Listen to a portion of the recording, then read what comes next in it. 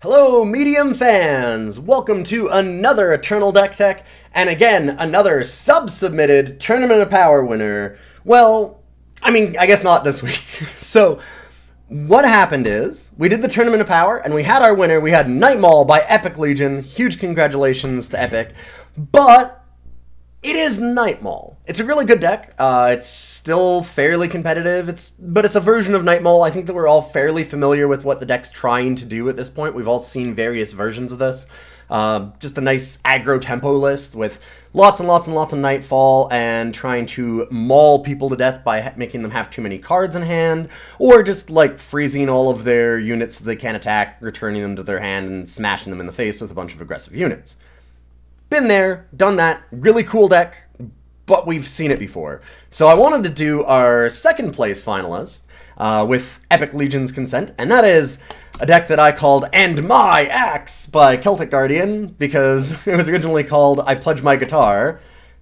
We have Diogo as the list, and it's pretty sweet. So you may have seen like some of the recent Diogo decks that go a little bit deeper. If you haven't seen the new Diogo, it has Pledge 3 colors, 3/5, and the important thing is Amplify 2, give the top spell of your deck Destiny, so you get free spells.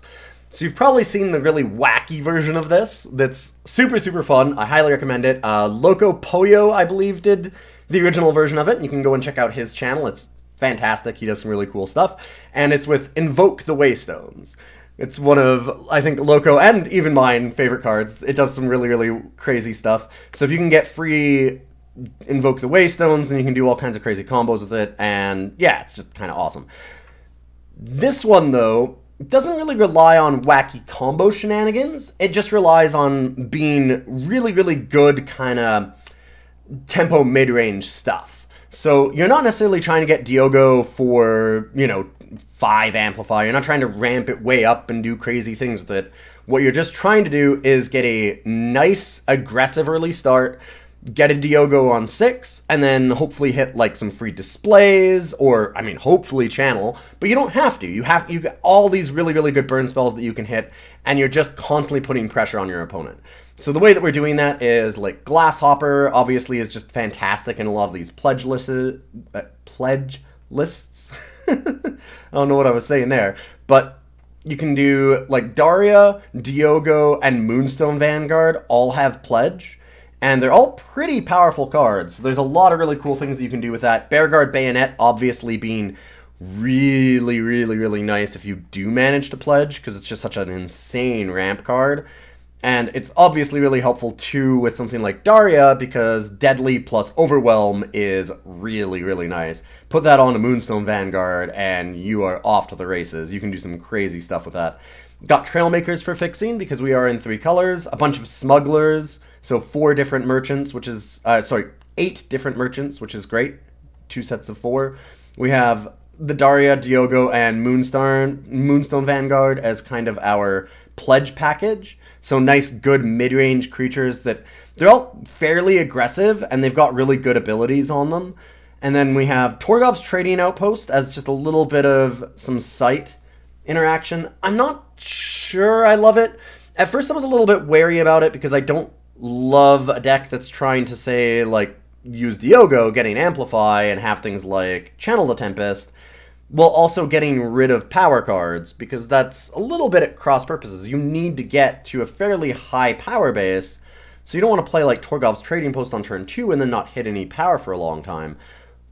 But it is really, really good later in the game when you don't want to be drawing anymore, and getting a Torgov is really nice. It's a good aggressive card. Like, Torgov gets massive, massive, massive fast, and yeah, I don't know. I've come around to it. I kind of like it. It's only a 2 of. It's something that you can look at anyways. We have Cargoes to help with the fixing again, just like the Trailmakers.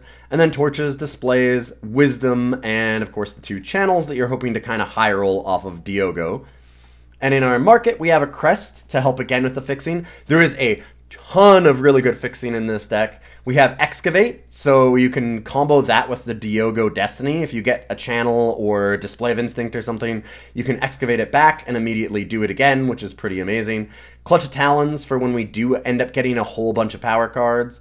because we can get, like, Trailmaker helps us get up there, and of course, like, you can use all the cargoes and things to get a bunch of extra power. You've got a bunch of wisdoms to draw extra cards. You're going to get some games where you have quite a few power. So obviously, Clutch Talons is kind of nice that way. It's also really, really good on Darya, or anything that Darya has amplified into, because obviously Berserk, Clutch Talons, pretty good. It does some work. So Clutch Talons is kind of a neat little win condition there. And then Howling Peak, because Howling Peak is still just absolutely insane. So some really good market cards here for various things.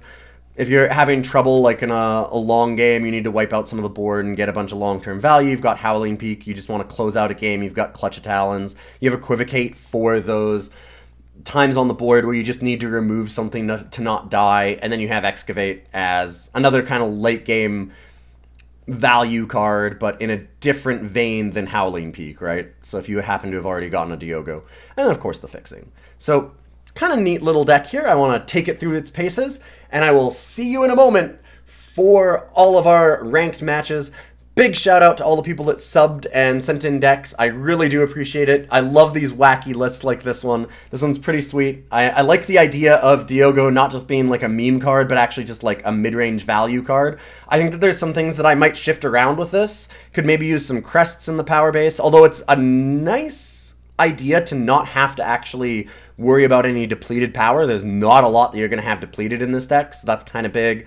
And I don't know, I like having things like Killer or something for Moonstone Vanguard. I might take out the Trading Outpost, but it did really, really well. It was absolutely excellent throughout the whole tournament, and I'm looking forward to showing it off.